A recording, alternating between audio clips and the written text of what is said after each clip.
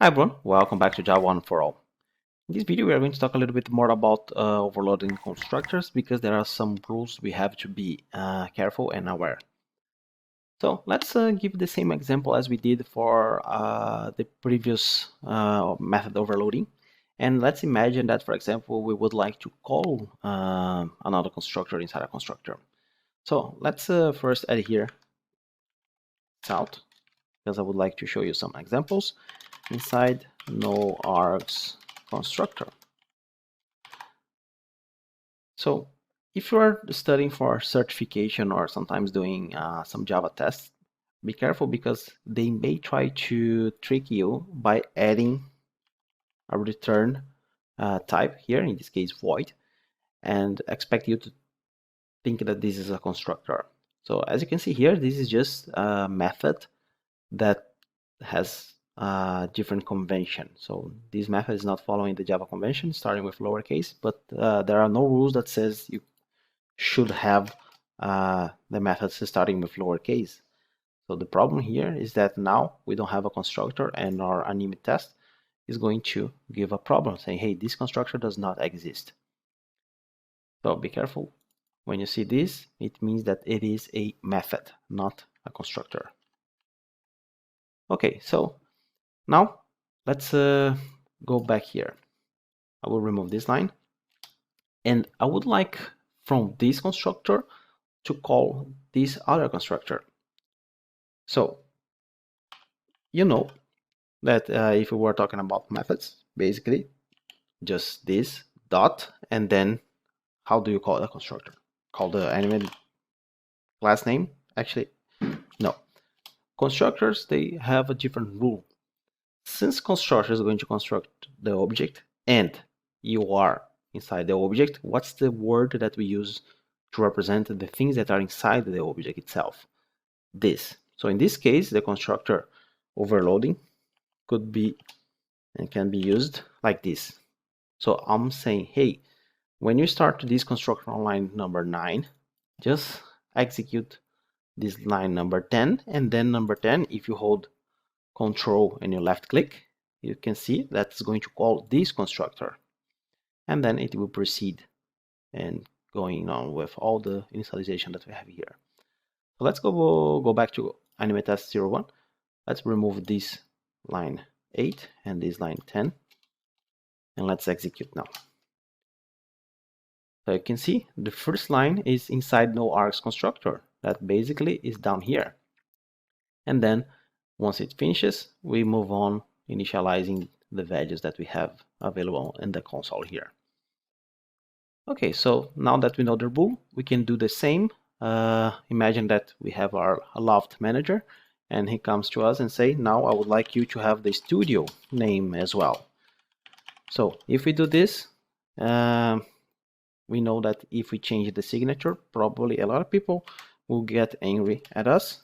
So string studio, and boom, all the code that was creating the object with 4 parameters is going to break. So we don't want this. Let's avoid adding or changing the signature.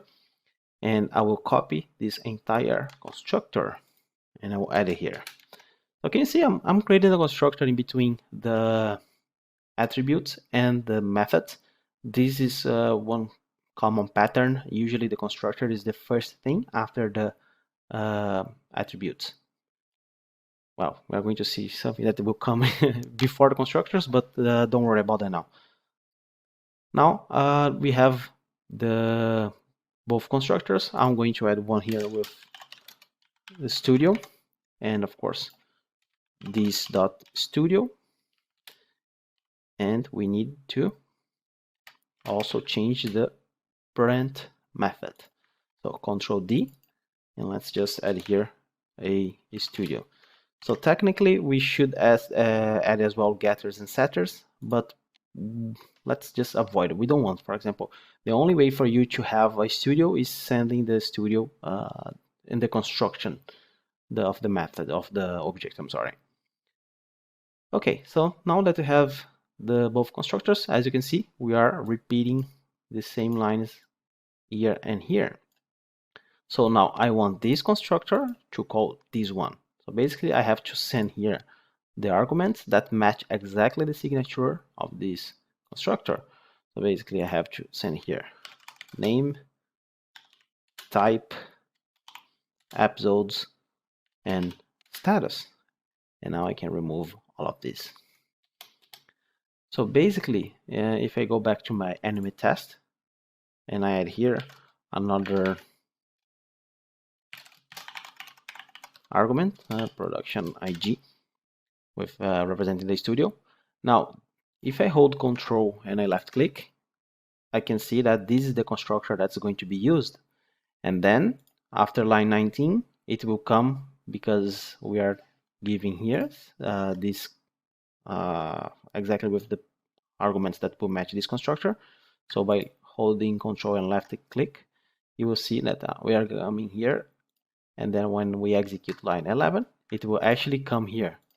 So this is the first line that we will see in the console, and then it will, after it finishes, it will come back to whoever called, and then it will proceed 12, 13, 14, 15, and after this finishes, it will go back to this constructor and print, actually execute line 20.